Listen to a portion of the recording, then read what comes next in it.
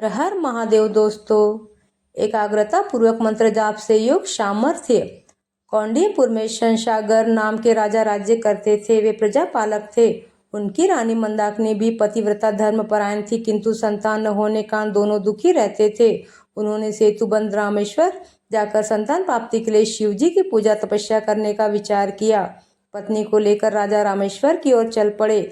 मार्ग में कृष्णा तुंग भद्रा नदी के संगम स्थल पर दोनों ने स्नान किया और वहीं निवास करते हुए शिव जी की आराधना करने लगे।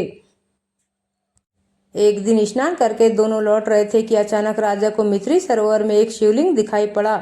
उन्होंने वह शिवलिंग उठा लिया और अत्यंत श्रद्धा से उसकी प्राण प्रतिष्ठा की।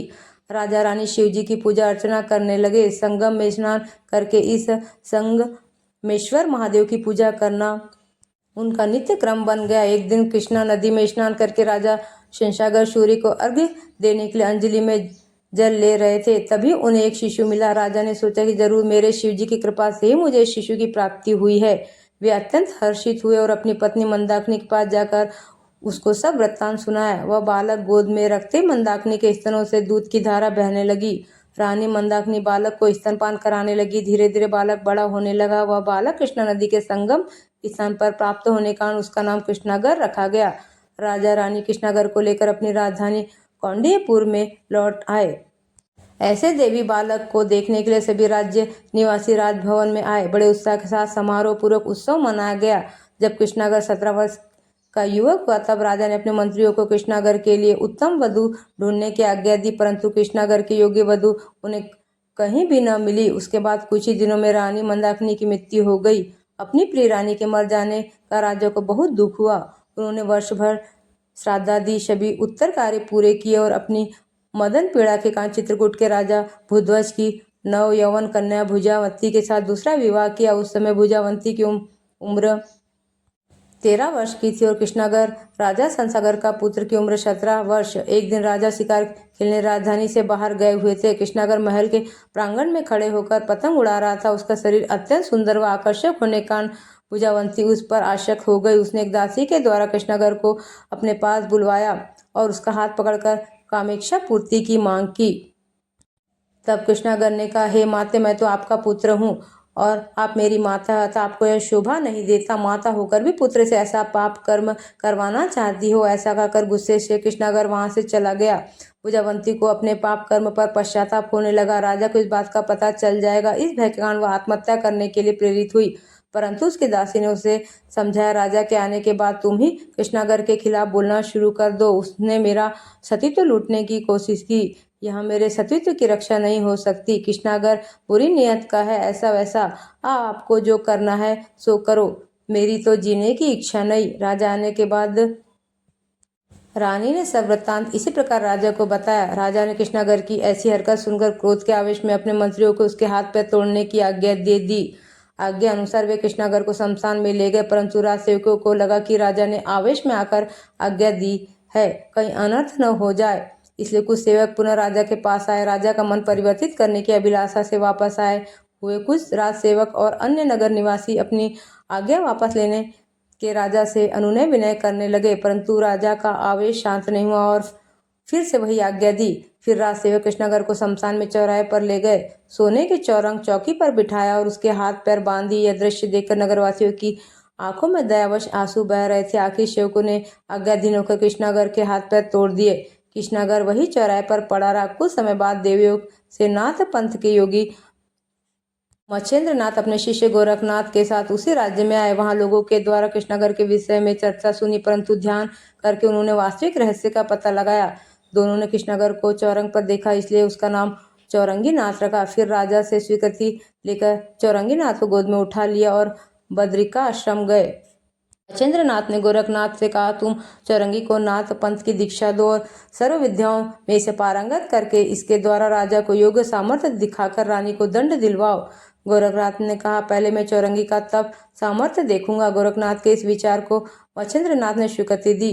चौरंगी नाथ को पर्वत की गुफा में बिठाकर गोरखनाथ ने कहा, तुम्हारे मस्तक के ऊपर जो शिला है उस पर दृष्टि टिकाए रखना और मैं जो मंत्र देता हूँ उसी का जप चालू रखना। अगर दृष्टि वहां से हटी तो शिला तुम पर गिर जाएगी और तुम्हारी मृत्यु हो जाएगी, इसलिए शिला पर ही दृष्टि रखो। ऐसा कहकर गोरखनाथ ने उसे मंत्रोपदेश दिया।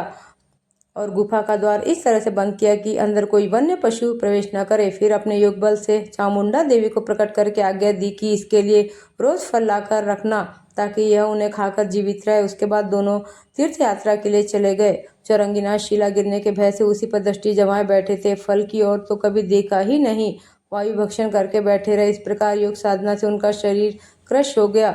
मच्छिंद्रनाथ और गोरखनाथ तीर्थाटन करते हुए जब प्रयाग पहुंचे तो वहां उन्हें एक शिव मंदिर के पास राजा त्रिविक्रम का अंतिम संस्कार होते हुए दिखाई पड़ा। नगरवासियों को अत्यंत दुखी देखकर गोरखनाथ को अत्यंत दया भाव उमड़ आया और उन्होंने मच्छिंद्रनाथ से प्रार्थना की कि राजा को पुनः जीवित करे।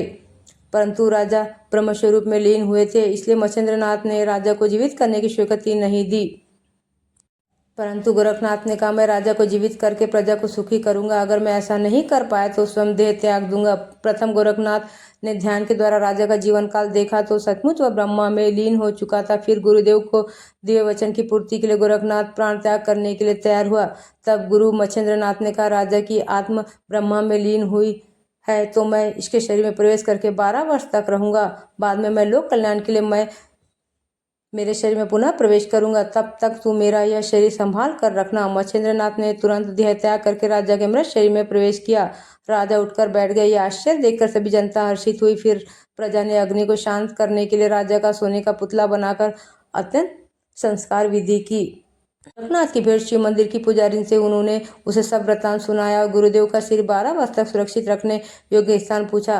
तब पुजारी ने शिव मंदिर की गुफा दिखाई। गोरखनाथ ने गुरुवर के शरीर को गुफा में रखा। फिर से जैसे आज्ञा लेकर आगे तीर्थ यात्रा के लिए निकल पड़े। 12 वर्ष बाद गोरखनाथ पुनः बद्रिका आश्रम पहुंचे। वहां चौरंगीनाथ की गुफा में प्रवेश किया। देखा कि एकाग्रता गुरु मंत्र का जप तथा तपस्या के प्रभाव से चौरंगीनाथ के कटे हुए हाथ पैर पुनः निकल आए। यह देखकर गोरखनाथ अत्यंत प्रसन्न हुआ। फिर चौरंगीनाथ को सभी विद्याएं सिखाकर तीर्थ यात्रा करने साथ में ले गया। चलते चलते वे कौंडिन्यपुर पहुंचे। वहां राजा शंशागर के बाग में रुक गए। गोरखनाथ ने चौरंगीनाथ तो आज्ञा दी कि राजा के सामने अपनी शक्ति प्रदर्शित करे। चौरंगीनाथ ने वाताश्य मंत्र से अभिमंत्रित भस्म का प्रयोग करके राजा के बाग में जोरों की आंधी चला दी। वृक्षादि टूट टूट कर गिरने लगे। माली लोग ऊपर उठकर धरती पर गिरने लगे। इस आंधी का प्रभाव केवल बाग में ही दिखाई दे रहा था, इसलिए लोगों ने राजा के पास समाचार पहुंचाया। राजा हाथी घोड़े लश्कर आदि के साथ बाग में पहुंचे। चौरंगीनाथ ने वातास्त्र के द्वारा राजा का संपूर्ण लश्कर आदि आकाश में उठाकर फिर नीचे पटकना शुरू किया। कुछ नगरवासियों ने चौरंगीनाथ को अनुनय विनय किया। तब उसने परवास्त्र का प्रयोग करके राजा को उसके लश्कर सहित पर्वत पर पहुंचा दिया और पर्वत को आकाश में उठाकर धरती पर पटक दिया। फिर गोरखनाथ ने चौरंगीनाथ को आज्ञा दी कि वह अपने पिता का चरण स्पर्श करे। चौरंगीनाथ राजा का चरण स्पर्श करने लगे, किंतु राजा ने उन्हें नहीं पहचाना। तब गोरखनाथ ने बताया, तुमने जिसके हाथ पैर कटवाकर चौराहे पर डलवा दिया था, यह वही तुम्हारा पुत्र कृष्णागर अब योगी चौरंगीनाथ बना है। गोरखनाथ ने रानी भुजावंती का संपूर्ण वृत्तांत राजा को सुनाया। राजा को अपने कृत्य पर पश्चाताप हुआ। उन्होंने रानी को राज्य से बाहर निकाल दिया। गोरखनाथ ने राजा से कहा, अब तुम तीसरा विवाह करो। तीसरी रानी के द्वारा तुम्हें एक अत्यंत गुणवान, बुद्धिशाली और दीर्घजीवी पुत्र की प्राप्ति होगी। वही राज्य का उत्तराधिकारी बनेगा और तुम्हारा नाम रोशन करेगा। राजा ने तीसरा विवाह किया। उससे जो पुत्र प्राप्त हुआ, समय पाकर उस पर राज्य का भार सौंपकर राजा वन में चले गए और ईश्वर प्राप्ति के साधन में लग गए। गोरखनाथ के साथ तीर्थों की यात्रा करके चौरंगीनाथ बद्रिकाश्रम में रहने लगे। भगवान नाम जाप एक अमोघ साधन है। भगवान नाम जाप संकीर्तन से अनगिनत जीवों का उद्धार हुआ है। अनेक प्राणी दुख से मुक्त होकर शाश्वत सुख को उपलब्ध हुए हैं। भगवान नाम जापक भगवान के शरणागत भक्तजन प्रारब्ध के वश नहीं रहते। कोई भी दिन दुखी, अपाय, दरिद्र अथवा मूर्ख पुरुष भगवान नाम का जाप करके भगवान की भक्ति का अनुष्ठान करके इसी जन्म में कृतकृत्य हो सकता है। भगवान नाम की डोरी में प्रभु स्वयं बन जाते हैं और जिनके बंदी स्वयं भगवान, उन्हें फिर दुर्लभ ही क्या। इस असार संसार से पार होने के लिए भगवान नाम स्मरण एक सरल साधन है। ऐसी ही ज्ञान से भरी वीडियो देखने के लिए हमारे चैनल को लाइक और सब्सक्राइब करना न भूले। हर हर महादेव।